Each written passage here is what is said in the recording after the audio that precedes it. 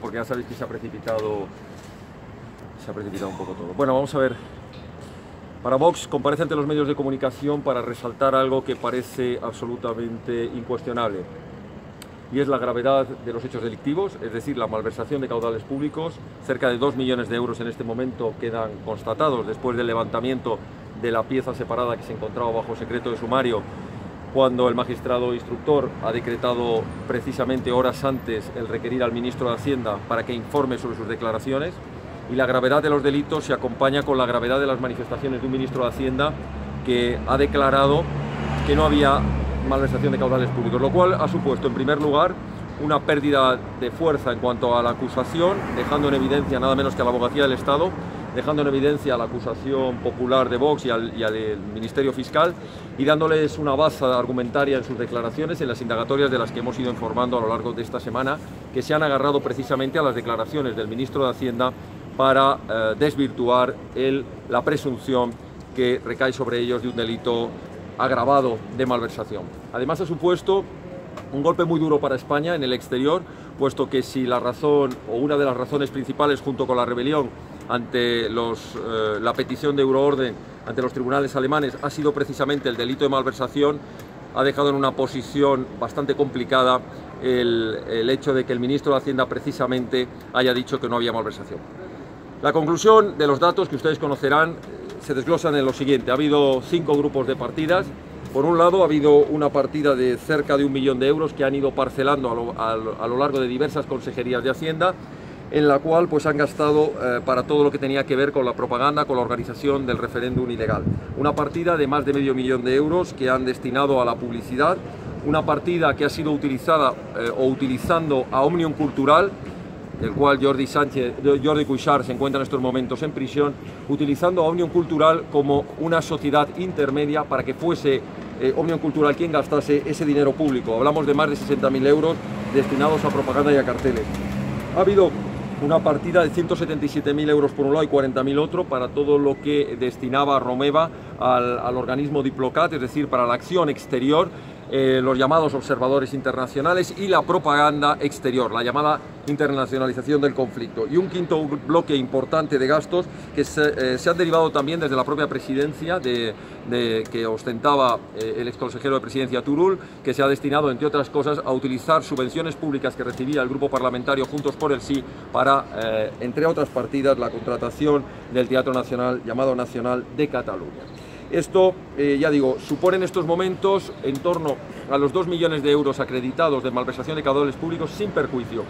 de que, tal y como acredita el informe de Guardia Civil, y esta acusación popular ya tiene informado a los medios, desde el Juzgado de Instrucción 13 se siguen otras piezas de investigación, en concreto en referencia a partidas que pudo haber manejado Carles Villapisunyer, otra de las personas que se encuentra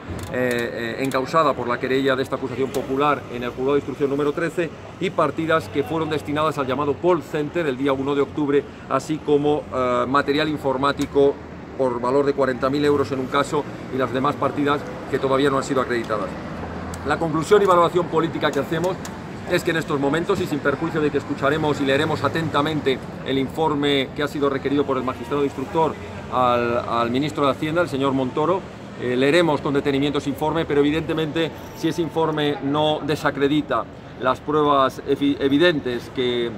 han quedado constatadas en el informe de la Policía Judicial, solicitaremos que comparezca como testigo el ministro Montoro, y sin perjuicio de ello estudiaremos muy detenidamente posibles acciones penales por dejación de funciones o incluso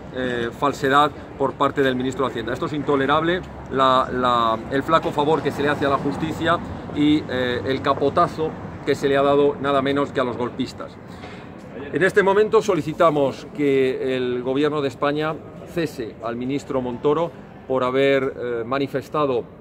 algo que está resultando absolutamente falso o incierto, sin poder alegar desconocimiento, puesto que, como ustedes saben perfectamente, no solo es el ministro de la Hacienda Pública Estatal, sino que, tras la aplicación del artículo 155, es el máximo responsable de la Consejería de Hacienda en Cataluña. Saben que estáis estudiando todos, vamos a hablar un poco, pedir, solicitar la testifical del ministro para que amplíe para que las explicaciones que dé por escrito, si no son satisfactorias, pueda explicarlas más. Esto es decir, en primer lugar, y como corresponde por respeto a la decisión que ha tomado el instructor, vamos a esperar a que nos llegue el informe que ha pedido con carácter urgente el magistrado instructor al ministro de Hacienda, aclarando precisamente esas manifestaciones en las que dice que no ha habido desviación de dinero público. Una vez estudiado el informe, y si ese informe no es contundente en la medida de que desacreditase la información documental que tenemos en estos momentos en la pieza separada, entonces solicitaríamos desde esta acusación popular, y confiamos que el Ministerio Público nos acompañase,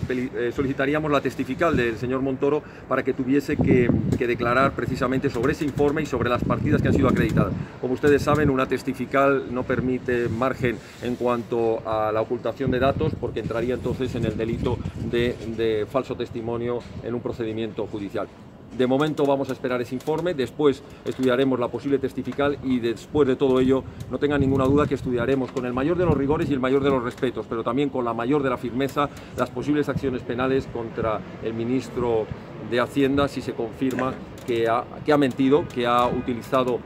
una información, ocultando una información. Y permítanme que les añade una cosa, llevamos muchos meses detrás de esa información.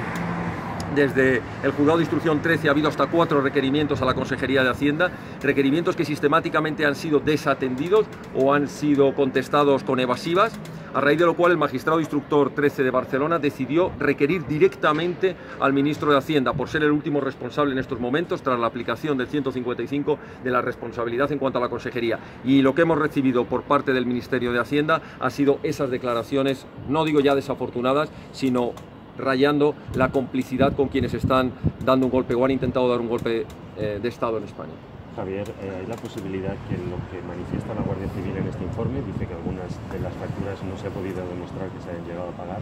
puede ser no del todo contradictorio con lo que dice Montoro. No, no es así. El ministro Montoro debe saber perfectamente, y para eso tiene un importante cuerpo de letrados, que la jurisprudencia del Tribunal Supremo y del Consejo de Estado sobre qué se considera malversación de caudales públicos no cabe lugar a dudas. Malversación de caudales públicos no solamente cuando se ha hecho el pago efectivo, sino cuando, habiéndose prestado un servicio, se ha generado un crédito contra la hacienda pública. Por tanto, si hay alguna de las partidas que no se llegase a abonar, y de hecho hemos tenido que ver en diferentes testificales en el Juzgado de Instrucción 13 cómo algunos de los testigos han manifestado haber prestado el servicio, pero finalmente no haber cobrado. Evidentemente, el hecho de haber encargado a la Administración un servicio, el hecho de que lo haya pagado o no, no significa que ese crédito no lo tenga pendiente la Administración. Por tanto, entendemos que todas esas consideraciones las conoce o las debería conocer perfectamente el señor Montoro y todos los asesores del Ministerio de Hacienda para haber hecho esas declaraciones. No nos cabe duda que nuestra confianza hacia lo que significa las diligencias de instrucción de la Policía Judicial y las diligencias de instrucción que se han llevado tanto en Barcelona como aquí en Madrid nos dan muchísimo más crédito y veracidad que quien tal vez, desde el Gobierno de España, si esas informaciones se constatan, pudiera tener responsabilidades por culpa invigilando o directamente por una acción de permitir esa financiación absolutamente ilegal de un golpe de Estado. Muchísimas gracias. Muy amable. Gracias.